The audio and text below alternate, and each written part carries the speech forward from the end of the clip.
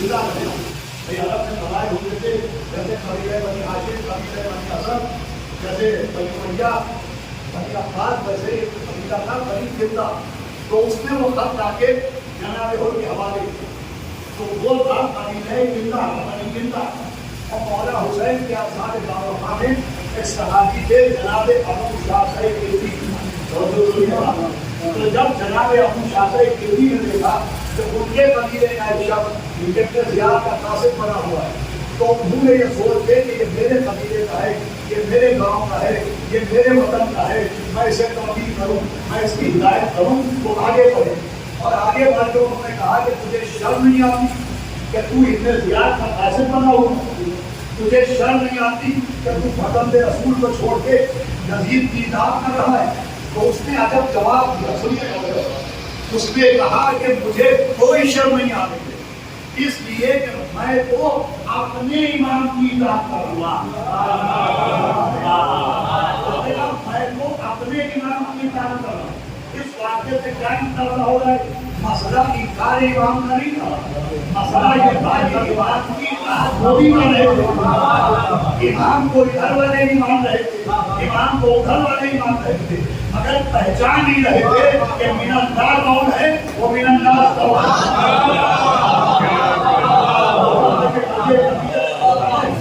ہمارے وقت نہیں تھی کہ من اللہ کون ہے. تو مولا حسین کو اصلاح کے لیے نکلے, تو وہ معرفت امام فرحت کے لیے, امام فرحت کی معرفت کے لیے, من اللہ امام کو پہچاننے کے لیے, مخصوص من اللہ کو پہچاننے کے لیے, یہ تھا مقصد اصلاح امام حسین. امام نے عقیدہ امامت کی اصلاح کی, امامت نے پہچانوایا کہ پہچانو من اللہ کون ہے, من الناس کون ہے, اللہ کا منتخب کردہ کون ہے, لوگوں کا بنایا ہوا کون ہے, ان میں خدا سے ہدایت کون کرتا ہے, لوگوں کو جہنم کی دعوت کون دیتا ہے. امام عقیدہ امامت کی اصلاح کے لیے دیتے تھے, اور یہ عقیدہ امامت کی اصلاح ہمیں تاریخ کربلا کے آئینے میں نظر بھی آئی. بھائی دو گواہیاں چاہیے ہوتی ہیں, دونوں گواہیاں ملی کہ امام معرفت امام کی اصلاح کے لیے, عقیدہ امامت کی اصلاح کے لیے, لوگوں کو امام فرحت کو پہچانوانے کے لیے لکھتے تھے. تو ہمیں دونوں دلیلیں ملی کہ امام اس مقصد میں کامیاب ہوئے. پہلی گواہی جناب حر سے ملی, اور میں مولا حسین نے خاتون رسول اللہ نے بتایا کہ میں بھی میرا دعوت پہچان گیا.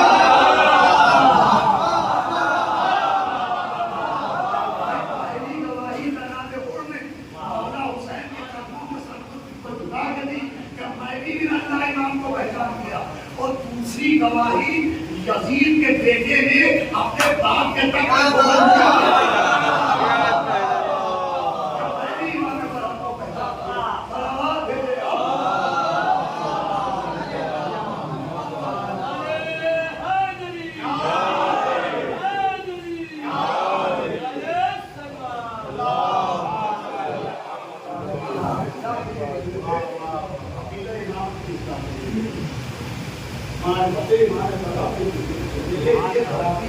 امام کو نہ پہچاننا, امام فرحت کی معرفت نہ ہونا, مخصوص من اللہ کون ہے یہ پہچان نہ پانا, یہ ایسی خرابی تھی کل سے لے کے آج تک کہ واقعہ کربلا کے بعد بھی ہمیں معاشرے میں خرابی نظر آئی, اور پھر غیروں میں نظر نہیں آئی.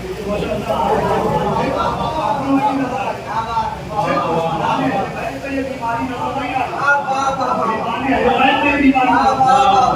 اسی بیماری کی وجہ سے خوشیوں میں کئی فرقے پیدا ہوئے, جس میں ایک فرقے کو کیسانیہ کہتے ہیں, ایک کو زیدیہ کہتے ہیں, ایک کو اسماعیلیہ کہتے ہیں, ایک کو وقفیہ کہتے ہیں.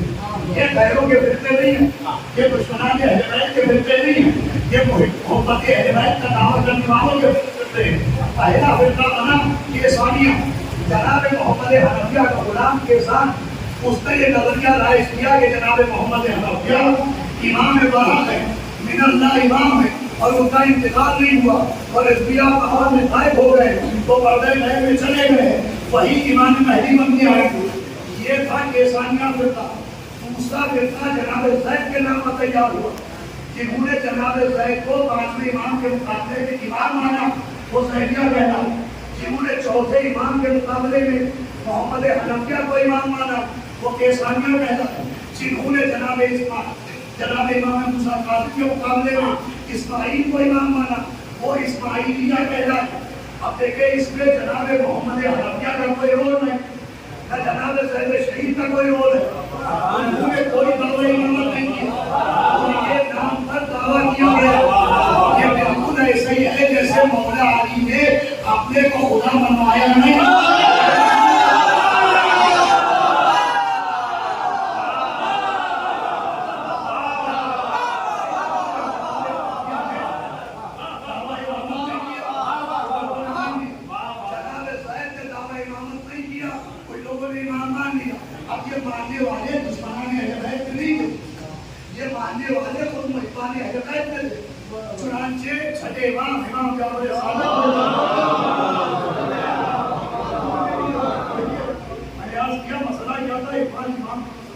امام کے مقابلے میں امام بنایا گیا، پہلے غیروں کو لایا گیا، پھر اپنوں کو لایا گیا، چوتھے امام کے سامنے جناب محمد حنفیہ کو امام بنا گیا، پانچویں امام کے سامنے جناب زید شہید کو امام بنا گیا، اور جو ہمارے یہاں ساتویں امام کے سامنے جناب اسماعیل کو امام بنا گیا، اور چھٹے امام کے مقابلے میں ایک سرکاری امام بھی سامنے آئے گا، درباری امام بھی سامنے آئے گا۔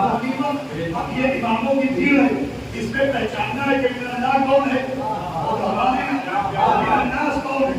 یہ ایسی خرابی تھی کہ اس میں میں نے عرض کیا محبان اہل بیت بھی گرفتار ہوئے، چنانچہ ایک شاعر تھے جن کا نام تھا سید ہنگری، اور وہ محب اہل بیت تھے مگر کیسانی تھے۔ ان کا عقیدہ یہ تھا کہ جناب محمد حنفیہ امام مذہب ہے، اور پردہ غیب میں گئے ہوئے، وہی امام مذہب۔ وہ محبت اہل بیت سے نہیں کرتے تھے مگر اطاعت جناب محمد حنفیہ کی کرتے تھے، محب اہل بیت تھے اگر امامت کے قائلین۔ ایک دن سید ہنگری کا ذکر طرف امام میں ہوا، کسی نے کہا حضرت سید ہنگری بڑا اچھا شاعر ہے، تو امام نے کہا کون؟ لوگوں نے کہا سید ہنگری۔ امام نے کہا یہ کہو سید کافر۔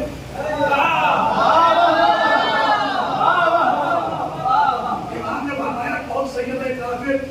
امام کی زبان کا نکلا ہوا جملہ تھا، ہوا نے کاندھے کو اٹھایا، سید ہنگری کے کانوں کے مکان میں پہنچایا۔ جناب سید ہنگری آنکھوں میں آنسو لیے، چہرے پر نرامت دیے، لبوں میں شکوہ لیے، امام کی بارگاہ میں آئے، امام کو سلام دیا، امام نے جواب دیا، اور سید ہنگری نے ہاتھ جوڑے کہا حضرت میں تو آپ کا محب ہوں، یہ الگ بات کہ آپ کے خاندان کے بزرگ ہیں محمد حنفیہ، میں امام ان کو مانتا ہوں لیکن محبت آپ سے نہیں کرتا ہوں، آپ کو اہل رسول مانتا ہوں، ان کو امام برحق مانتا ہوں، میں آپ سے محبت کرتا ہوں، بہت بہت سنیے گا، وہ آپ نے مجھے سید کافر کہا۔ تو امام نے کہا سید ہنگری یاد رکھنا ہماری محبت اس وقت تک کام نہ آئے گی جب تک ہم کو امام پر حق نہ مانو۔